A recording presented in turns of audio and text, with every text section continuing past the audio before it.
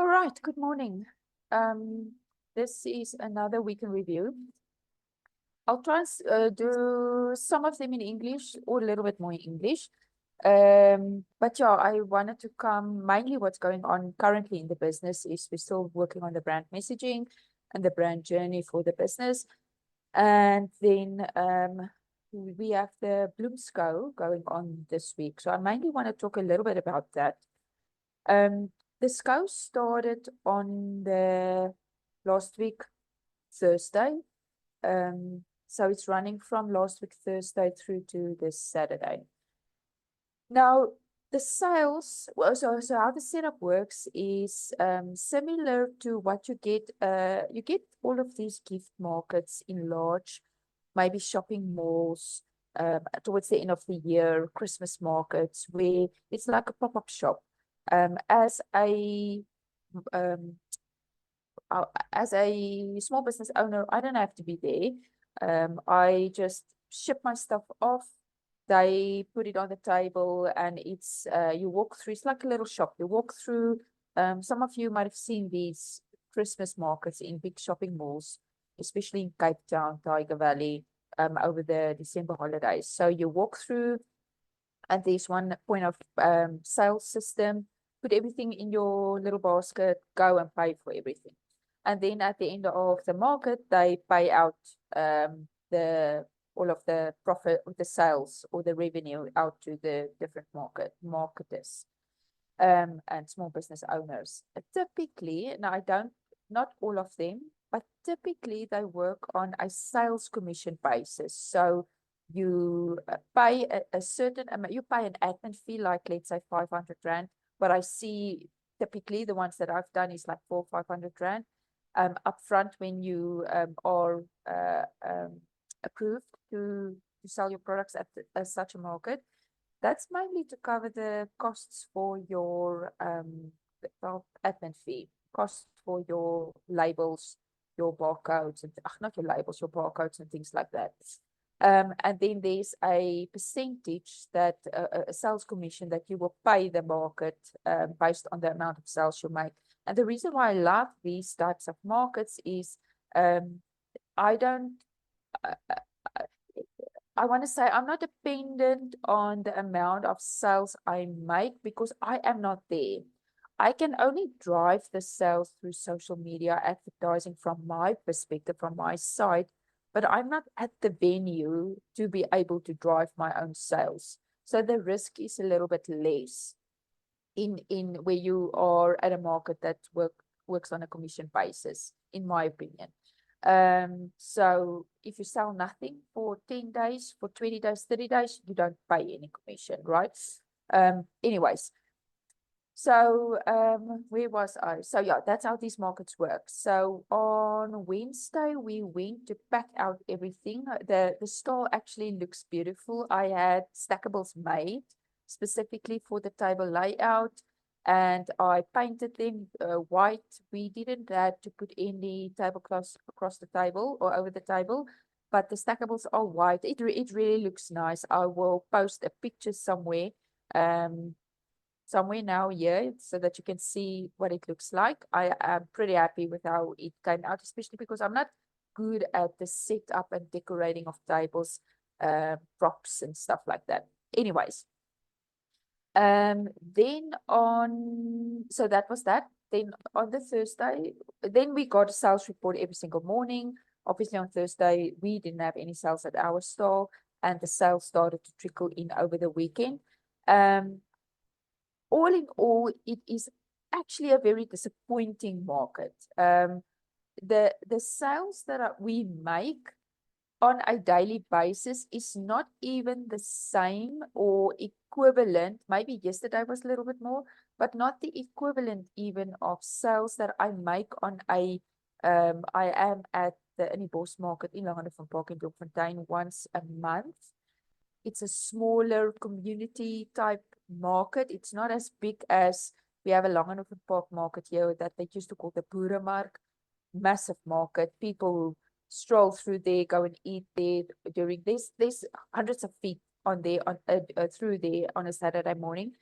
So it's not even a big market like that. So very inclusive, I almost want to say, nice little family type true farmers market. And the sales we have on a daily basis at the Bloem Skou does not even equal the sales I get there on once a month, per day, on a daily basis. So extremely disappointed. I know last year the feed that went through the Bloem Skou was about 103,000 people. Now so what we also had was on the table, there was a sign-up form for any individual to scan a QR code and sign up for a lucky draw. Now, that is a good way to get leads for your business to whom you can market. Now, initially, in the beginning, at the top of the form, the moment I opened the form, there was a little disclaimer that would say that you hereby, by signing up for this lucky draw, you give permission that we can send you information about our products. Nowadays, with the POPI Act, you do need people's permission to market to them afterwards. So on that form, we didn't have any sign-ups up and until Wednesday. No, up and until Tuesday, throughout the day. Tuesday, people started signing up. But what I also changed on the form then, after the weekend, on the Sunday, I took out that paragraph in the form, that little disclaimer, and people would sign up. And then at the bottom, I put a question, can we contact you with future product updates? Some say no, some say yes, which is fine. The ones that say no, we won't send them any updates. And we don't market to these people. We literally let them know, listen, this is what's going on, new products, whatever, if they want to know. And this is where we're going to be, or you can find us online. And then there are people that say yes. So these are the people that we will send the information to. Now, the reasoning behind that is I do think that the fact that you opened the form and the first thing that you read was, you give permission that we can sort of send you information about our products or new products was what I said. And then that might put them off and they don't even complete the rest of the form because we only ask them their email, their name, their email, telephone number so that we can get a hold of them if we draw their name. And that's why I decided to take that out and put a question at the bottom. Because once you go through everything that you complete, which is a quick process, it's not even going to take you a minute. By the time you're at the bottom, people won't necessarily, it's easier for them to just say yes or no and then still click submit, as opposed to opting out completely. And because they've gone through the process now, they won't just leave the form.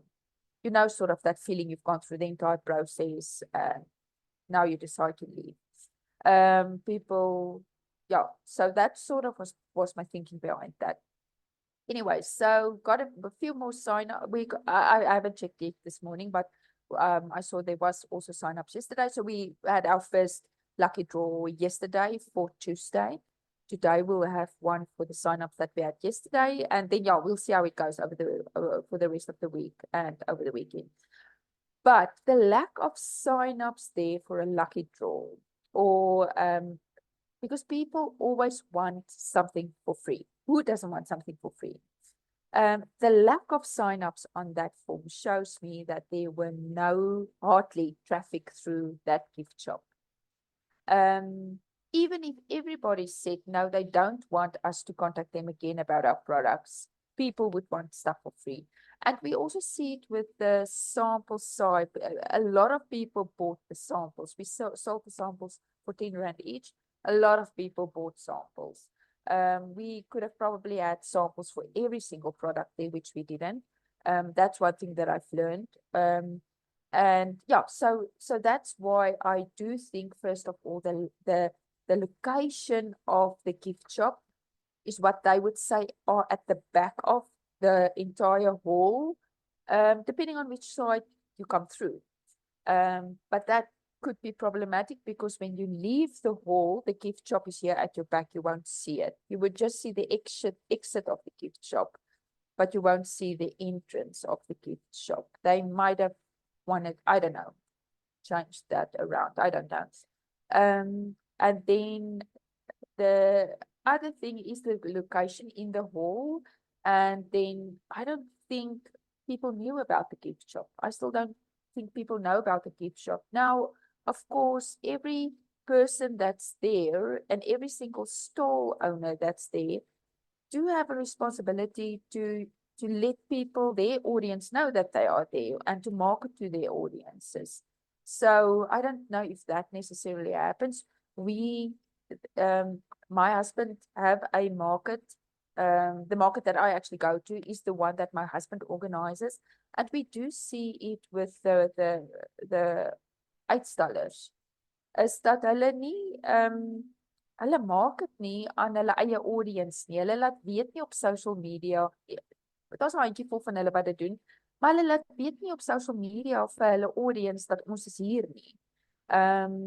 So ja, dit is maar iets wat uitstallers moet leer van hulle nog, is dat as jy gaan uitstal ergens by 'n mark, moet jy buitensyd adverteer, want as ek buitensyd aan my audience adverteer, is dit 'n geleentheid vir 'n ander markuitstaller om ook sales uit my audience uit te maak. So dis maar net ja, ietsie wat ek kan gedink het.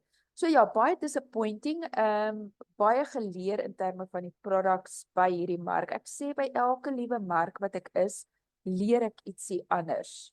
Wat ek I rethink my strategy about products, product sizes, en dit was die een groot ding is rethinking my strategy around product sizes en die prys van die produk.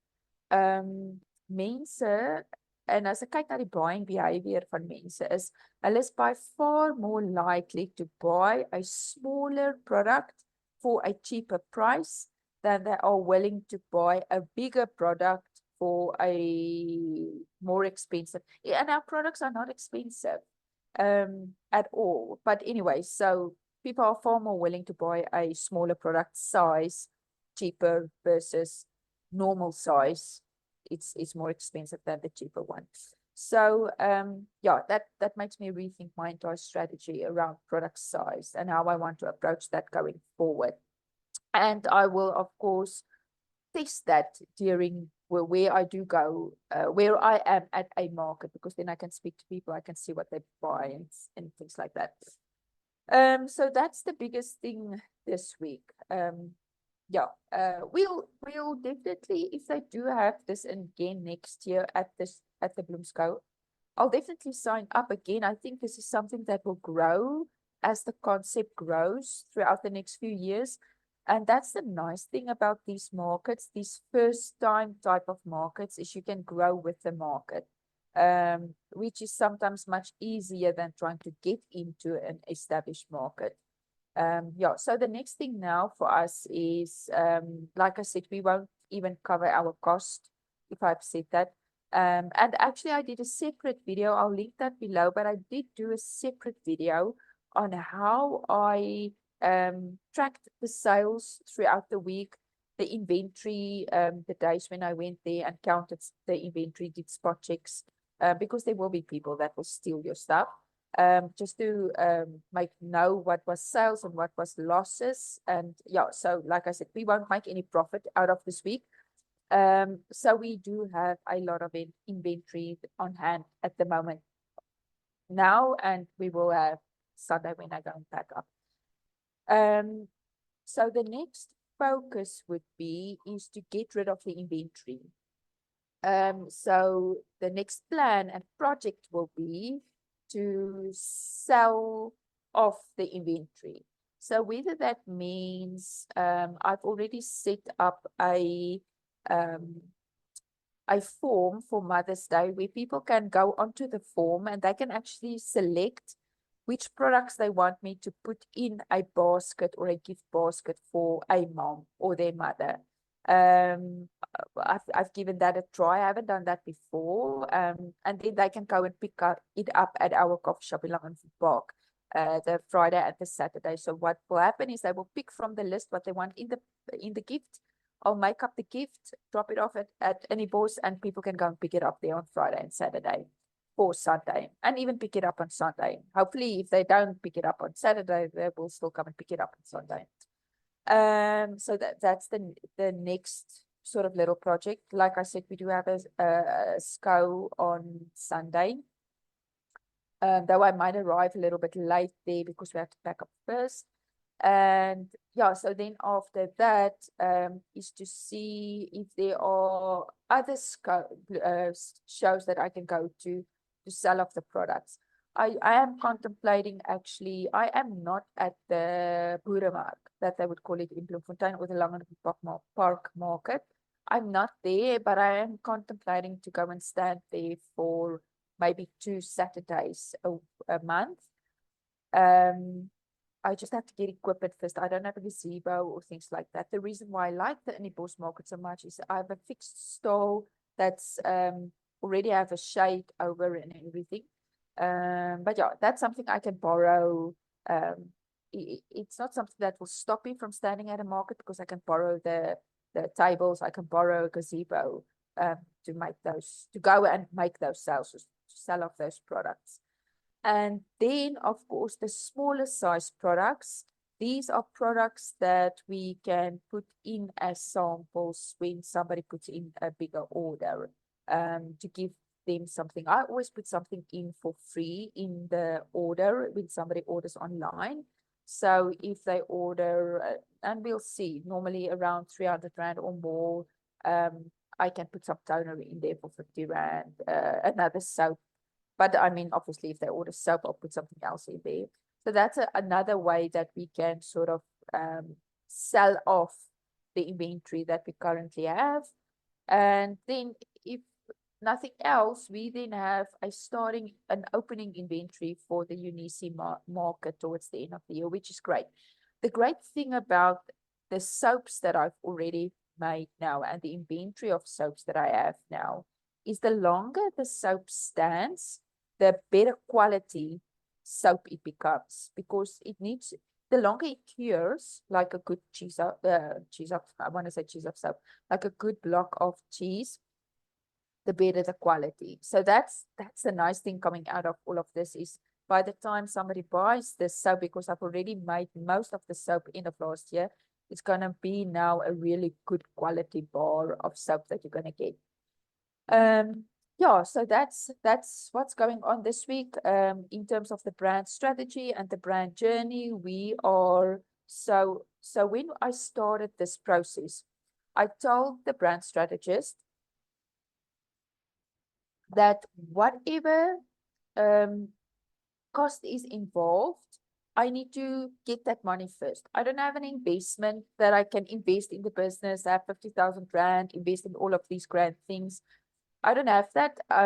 When I get a quote for something, let's say, so currently now we have to do the design of the logo, the redesign of the logo, the brand imaging, the colors, and then eventually the website and all of that. And so whenever that comes up, which is now, give me the price and I will go back and find the money. That's just how I operate. Many people out there will say they can't start a business because they don't have any money. So I am a little bit different. Give me the challenge, I'll go and find the money. And I always do, one way or the other. I'll figure it out. I'll find the money. And because there's a lot of innovative ideas to actually get the money. So that's where I am now. I got a price for all of the design stuff, the graphic design stuff. So my next goal is to get that money somewhere. Now, the other option that I'm also looking at is actually crowdfunding. And this is something I learned from Simon Squip. Those of you who are in the UK will know who he is. I watched one of his videos and he mentioned the crowdfunding there. Now I know about crowdfunding, but I always thought that it's just like general crowdfunding. But there are actually websites where there's specifically crowdfunding for startups, and there's equity crowdfunding. In other words, businesses that are willing to fund your business for in return for equity. And then there's crowdfunding where there's like normal crowdfunding. What is the basic one? GoFundMe. You post your story there and how people fund you and you get the money. And then whether they only fund 1% of your project eventually, you'll still get that money. But then there are the equity and the I don't want to say price, it's not price. Gift where you actually give them something in exchange for the funding.